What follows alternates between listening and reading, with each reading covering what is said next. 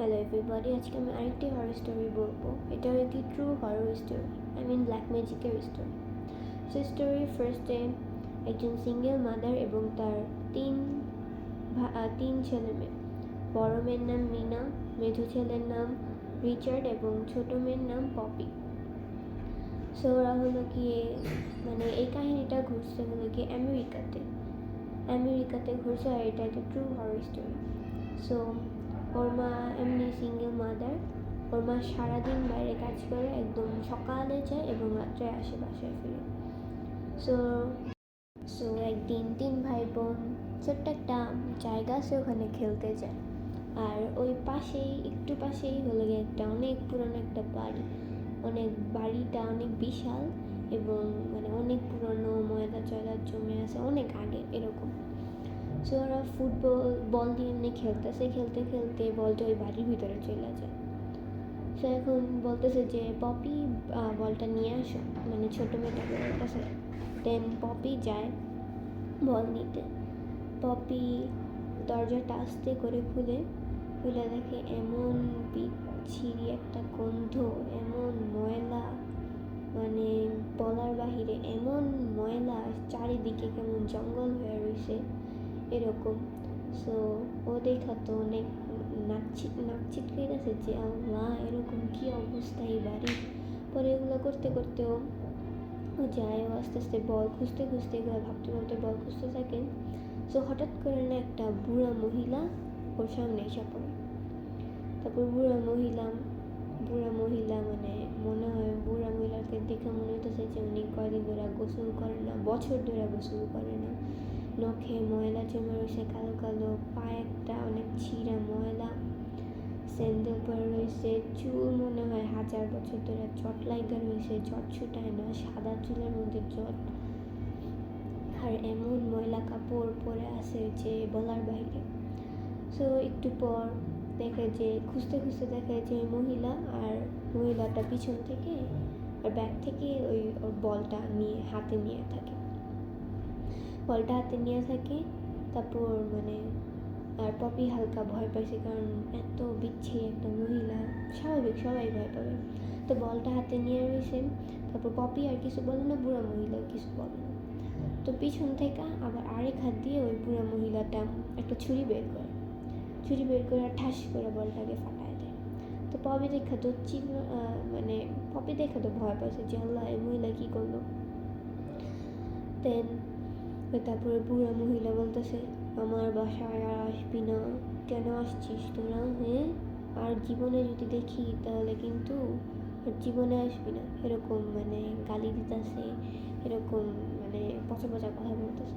তোর পপি তো দৌড়ায় তাড়াতাড়ি আইসা পড়ে। তারপর ওর দুই ভাই বোনকে বলে যে এই হইলো, আমার বলটা ফাটাই দিছে, চল আমরা চলে যাই, আমার আর ভালো লাগতেছে না এদিকে থাকতে, ভয় লাগতেছে। তারপর ওরাও বলে যে আচ্ছা ঠিক আছে, চলো চলে যাই সবাই। তারপর ওরা তিনজন চলে যায় বাসায়।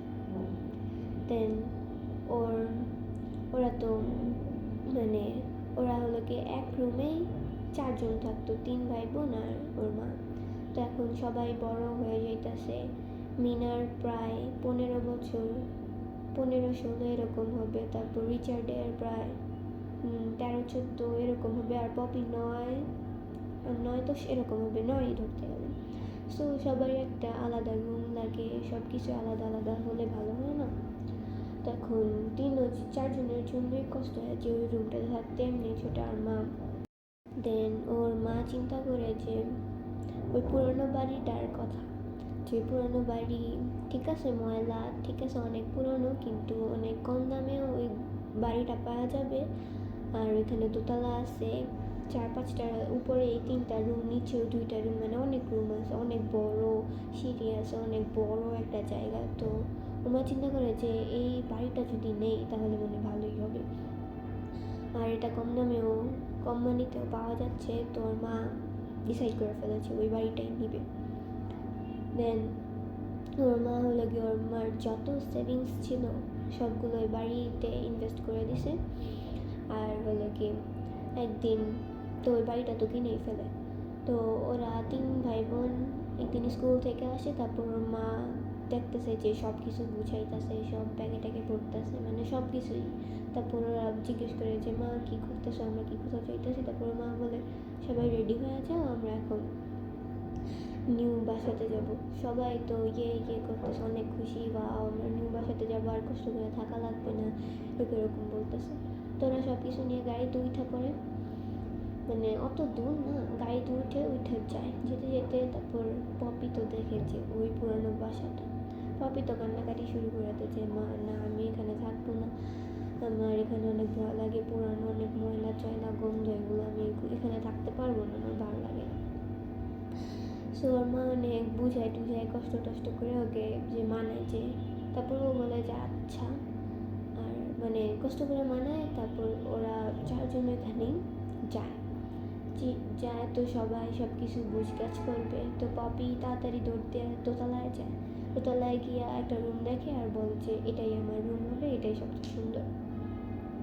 সো পপি আস্তে আস্তে একটু দেওয়ালের সামনে যায়, মানে ঘরে ঢুকা মানে সামনে দেওয়ালের সামনে যায়।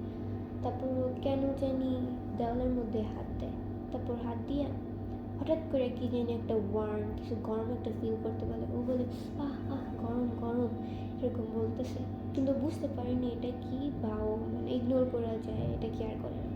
সো যখনই ও ব্যাক করতে নিয়েছে যে অন্য জায়গায় চলে যাবে, ওই গরম জিনিসটা ফিল করে চলে যাবে, হঠাৎ করে পিছন থেকে ওয়ালের থেকে কে জানি হাত দিয়ে, হাত না কি জানি না, কে জানি ওর চুলগুলো মুঠি, ওর মাথার মুঠি ধরছে, মুঠি ধরছে, ধরে ওকে আস্তে আস্তে উপরে ওয়ালের উপরে মানে এয়ারের মধ্যে নিয়ে যেতেছে।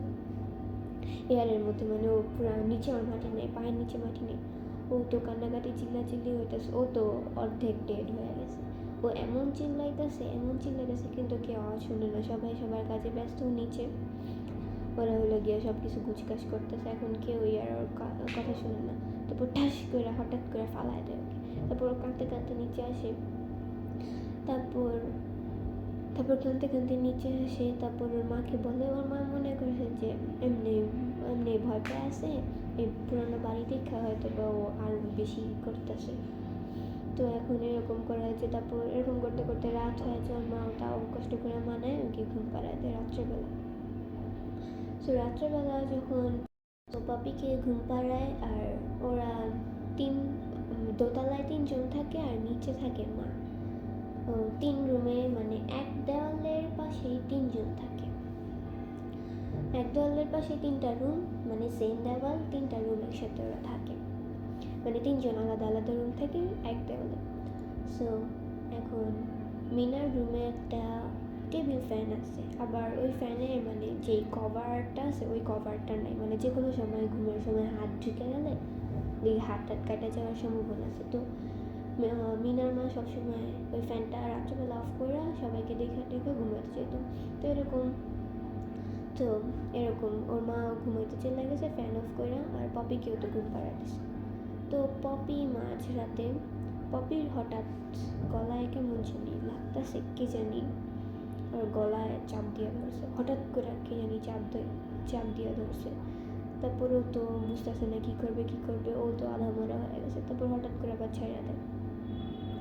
তারপর ও তো কাঁদতে কাঁদতে আর মার কাছে যে বলি, মা আমি এদিকে শুনতে পারবো না, আমি তোমার সাথে। এরপর থেকে পপি ওদিকেই ঘুমাতে থাকে। এরকম যায় যেতে যেতে এর পরের কয়েকদিন পরে রিচার্ডের রুমে রিচার্ড ঘুমায় রয়েছে মাঝরাতে, আর মাঝরাতে অরও কেমন জানি হঠাৎ গলার মধ্যে কেমন জানি একটা মানে কি জানি চাপ দিতেছে এরকম ফিল হয়। তারপর ঠাস করে ওকে উপরে উঠায় ফেলে, কে জানি মানে দড়ি দিয়ে কি ওকে গলা বাইধা রাখছে এমন লাগতেছে। ও তো ভয়ে ঠাস করে ফালাই দিছে। ও ব্যথা পাইছে অনেক, মানে ও হালকা কান্নাকাটি করছে। দেন ও এরপর থেকে মার কাছে থাকে, এরকম করতে করতে ওর মার কাছে থাকে। তারপর আরেক রাতে মানে মিনা যখন ঘুমাচ্ছিল তখন তোর টেবিল ফ্যান ছিল। সো মিনার আম্মু ওই টেবিল ফ্যানটা অফ করে ও ঘুমাতে চলে যায়, আর রিচার্ড আর পপি তোর আম্মুর সাথে ঘুমায়। সো রাত্রেবেলা কীভাবে জানি ওই ফ্যানটা অন হয়ে যায়, কিন্তু মিনা ওইটা অন করে নাই, বা ওর মা তো সবসময় অফ করে যায়, কিন্তু কেউ ওইটা অন করে নেই। হঠাৎ করে একা একা আপনি অন হয়ে যায়। আর ভুলবশত মিনার বেবি ফিঙ্গারটা ওই মানে হাতের বেবি ফিঙ্গারটা কানের মধ্যে চলে যায় আর কাইটা যায়। ও তো আর ঘুমের মধ্যে হঠাৎ করে এমন হলো তারও বেশি একটা শক লাগে। সো মিনা এরপর থেকে এটাও হয়, তারপর এরপর থেকে 4 জন ওদিকেই থাকে। সেমই তো হইল, ওদিকে বাসায় যেভাবে থাকতো এখানে ওদিকে একরকমের 4 জন একসাথেই থাকতেছে। সো এখন থেকে ওরা 4 জন একসাথেই থাকে। সো আরেকদিন মিনার মা আর হলো গিয়ে মিনার মা হলো গিয়ে কাজে গেছে আর মিনা হলো গিয়ে স্কুলে গেছে। রিচার্ড আর পপি বাসায় আসছে, ওরা দুজন একা। তারপর ও আরেকটা জিনিস বলতে ভুলে গেছি যে ওই বোটটা ওই বাসায় থাকতো কিন্তু ব্যাক সাইডের একটা পোর্শন নিয়ে, আর ওরা মানে ফ্রন্ট সাইডের আর পুরা পোর্শন নিয়ে থাকতো ফ্রন্ট সাইডে, আর বুড়িটা থাকতো ব্যাক সাইডের অল্প একটু একটা পোর্শন নিয়ে। আর ওদিকে একটা দরজা ছিল, সবসময় বন্ধ থাকতো। আর বুড়ির ব্যাক সাইডে ওদিকে একটা দরজা থাকে, ওদিক দিয়ে বুড়ি যাওয়া আসা করে বাইরে। সো ওরা দুজন বাসায় আসে, আইসা দেখে কি ওই রুমটা খোলা, মানে বুড়ির যে পোর্শনের যে রুমটা ওই রুমটার দরজাটা খোলা। সো এখন পপি আর রিচার্ড বলে যে চলো ওদিকে যাই, গিয়া দেখি কি আছে বুড়ির ঘরে। তারপর দেখে বুড়ি নাই ওদিকে, কিন্তু দেখা যায় কি 3টা বেডের মধ্যে একটা একটা করে 3টা পুতুল শোয়ানো, একটা পুতুলের বেবি ফিঙ্গার কাটা, আর একটা পুতুলের দড়ি দিয়ে গলা বাঁধা, আর একটা পুতুলের মানে চাপ দেওয়া গলা। এটা দেখা তো ওরা তো একদম শেষ, ওরা তো বুঝতেছে না কি করবো। এখন ও চিন্তা করতেছে যে এটা তো মাকে দেখাতেই হবে রিচার্ড। সো একটা পুতুল নিছে, নিয়ে ওরা যেই না মানে ওদের পোর্শন ওদের ঘরের পোর্শনে চলে যাবে, তখনই হলে গিয়ে পুড়িয়া ব্যাগ করে দরজাটা খুলে খোলার পর বলে এই বুড়ি আসে। তারপর ওরা তো এটা দেখে তাড়াতাড়ি পুতুল ওদিকে রেখা রিচার্ড আর পপি হলে কি টেবিলের নিচে চলে যায়। এখন তারপর দেখে যে বুড়িটা কি জানি একটা ধোয়া দিতাছে। ওরা তো বুঝে গেছে যে ওই বুড়ি ব্ল্যাক ম্যাজিক করে। তো ওই ধোয়া দিতেছে, তারপর ওরা বুঝে গেছে যে ওরা এখনো ব্ল্যাক ম্যাজিক করে বুড়ি, আর এখনো ব্ল্যাক ম্যাজিক করার চিন্তা মানে ব্ল্যাক ম্যাজিক করতেছে।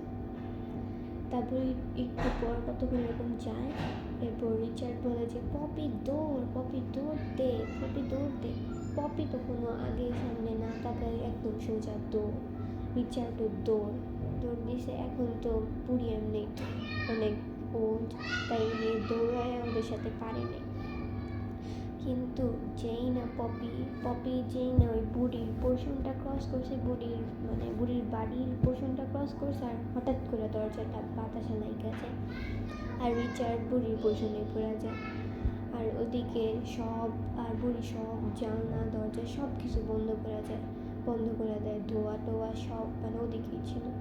তারপর একটু পর দরজাটা, তারপর রিচার্ড তো কান্নাকাটি করতে থাকে, পপি দরজা খোল পপিও তো কিছু করতে পারতেছে না, পপিও বুঝতেছে না কী করবো। তারপর একটু পর আপনি দরজা খোলা যায়, ভালো দরজা খোলা যায়, আর রিচার্ড এসে এরপর মা এসে আর মিনাকে সব ঘটনা বলে, এবং ওর মা বলে যে আচ্ছা এখানে আমি আর 1 মুহূর্ত থাকবো না, মানে আমার বাচ্চার জন্য অসুবিধা এরকম কেন থাকবে, আর তারপর চলে যাবে। তারপর তাড়াতাড়ি সব কিছু গুছায় চলে যায়।